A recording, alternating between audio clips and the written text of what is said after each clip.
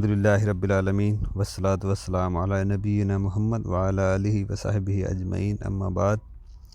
औरतों का वज़ू, औरत का वज़ू तोड़ने वाली चीज़ें देखें, आगे और पीछे वाली जगहों से कोई अखराज निकलता है।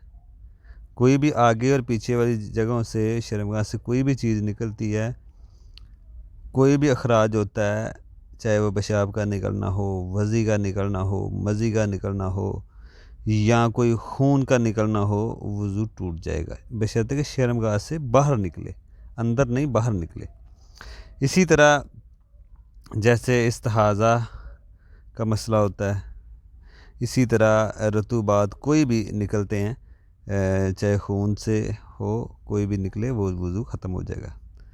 दूसरी चीज़ जो वज़ू को ख़त्म करती है वो है गहरी नींद। इंसान एक होता है वैसे बैठा बैठा हल्का सा बस मदहोश, यानी कि नूदगी जी हल्की सी होती है, उससे नहीं, यानी कि बंदा लेट के गहरी नींद में चला गया है तो उससे भी उसको पता नहीं चलता कि उसका वज़ू है या नहीं, कह नहीं सकता, तो इसलिए उसको पता ही नहीं होता, तो इसलिए वो भी चीज़ें वज़ू को ख़त्म कर देगी। अगर हल्का फुल्का झोंका आ गया नींद का, फिर बंदा जाग जाए, इससे नहीं, ठीक है ना। इसी तरह शर्मगाह का छूना इख्तलाफी मसला है। अगर कोई बग़ैर पर्दे के शर्मगाह को छुए, चाहे शर्मगाह आगे वाली हो या पीछे वाली, वज़ू टूट जाएगा। हाँ, अगर कपड़े के ऊपर से कोई मसला नहीं है, लेकिन शर्मगाह को हाथ लगने से वज़ू टूट जाएगा। इख्तलाफी मसला है। बाज़ अहले इल्म कहते हैं नबी अलैहि सल्लम फरमाया जैसे बाकी जिस्म के हिस्से हैं वो भी जिस्म का हिस्सा है, ठीक है ना।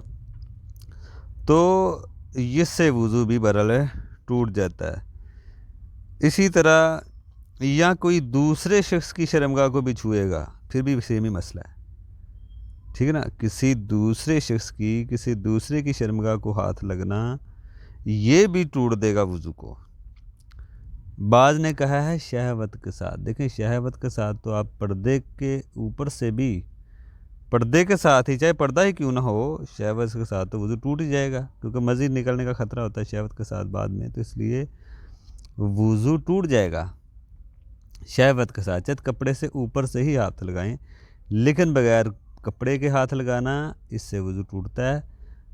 बल्कि बाज़ अहले इल्म इख्तलाफ है, नहीं मानते, लेकिन एहतियात इसी में है कि वज़ू कर लिया जाए।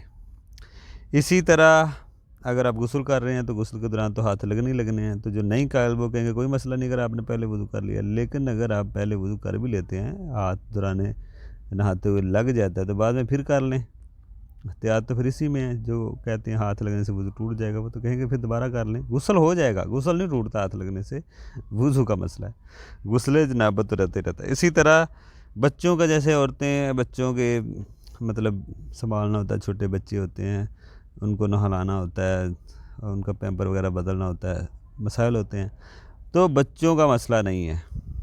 बच्चों के शर्मगाह से अगर आगे पीछे वाली जगह से हाथ लग जाए, औरत का वज़ू नहीं टूटता। ये भी बात का सवाल आते हैं, इस मसले को भी समझ लिया जाए। बाकी और कौन कौन सी चीज़ें हैं जो वज़ू को बातिल कर देती हैं, वो इंशाअल्लाह हम कोशिश करते हैं आगे वाले पार्ट में देखेंगे।